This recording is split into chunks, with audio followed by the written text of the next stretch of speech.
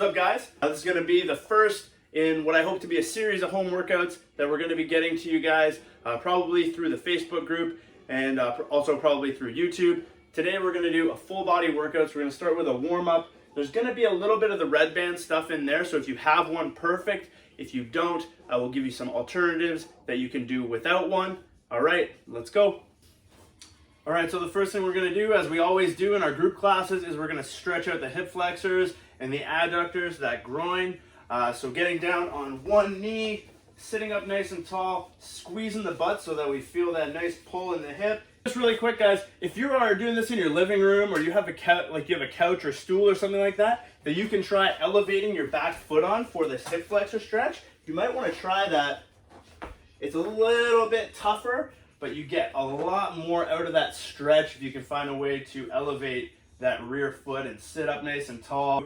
You can either be reaching up towards the ceiling to get a little bit of extra length there, or bending to the side, get a little bit more length up the side there. You can even twist to the side, get a little bit of mid-back mobility going there. Half kneeling adductor, so we're bringing that leg out to the side, pushing outwards over the toes, stretching that groin out a little bit. So for this one, you're going to do 8 reps a side.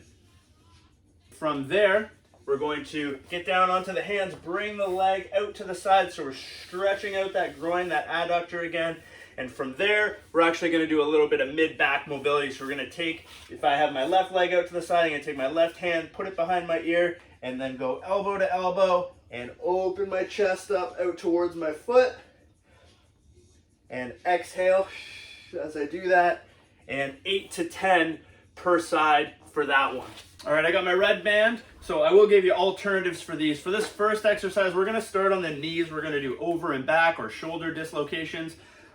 If your shoulders are tight, you're gonna wanna go nice and wide. If you don't have a band, maybe you have a broom or a broomstick around, or another like long stick that you can use to do this.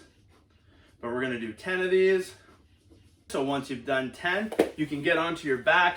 We're gonna do some leg lowers with the band now. So take the band, put it around one of your feet. Both legs are gonna come up straight, and the leg that's in the band, I'm pulling that up nice and high, and I'm trying to drive that heel up through the ceiling. The other leg, I'm thinking about pulling my toes back and driving that heel out as I lower my leg. Make sure you're controlling your breathing, kind of breathing out as you get to the bottom. Okay, and I want you to do 8 on each side for this one. Okay, and then we've got some glute bridges. So I'm going to take one foot, put it in one end of the band. The other end of the band around the other foot. I'm going to pull that up and over my knees. And of course, if you don't have a band, not a big deal. You can do this one without a band, or you can do it with a mini band. If you have one of those, put that mini band around your knees. Okay, and then I'm pushing through my heels, up, squeezing my butt, making sure that I push my low back into the floor before I lift my hips to make sure that my core is engaged.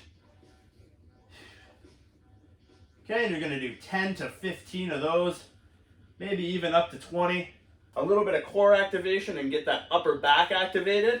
Grab the band, just the one half of the band. If you don't have a band, I'll show you how to do it. But if you have the band, you're going to pull apart, lower one leg. So there's a dead bug with pull apart. And you're gonna do 8 on each side. If you don't have the band, then just lower the hands. So if I'm lowering my right leg, I'm gonna reach my left arm over my head, left leg, right arm, 8 aside.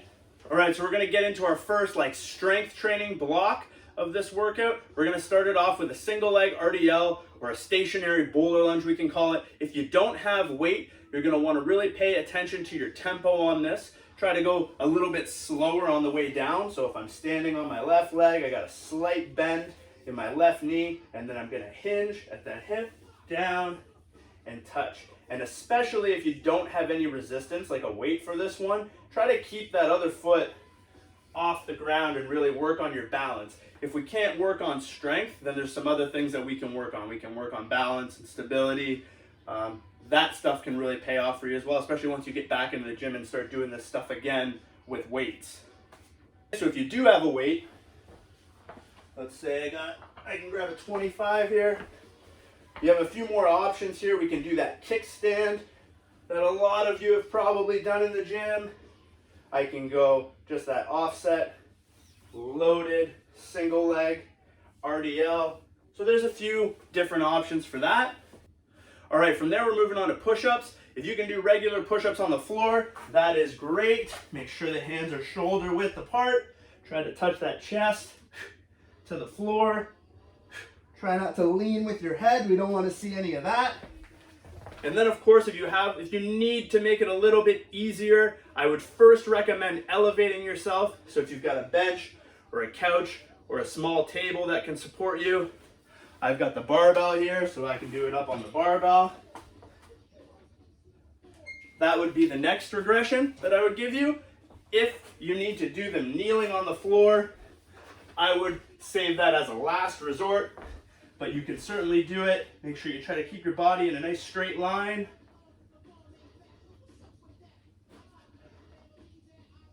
And then the last exercise we're going to do for this block is a side plank.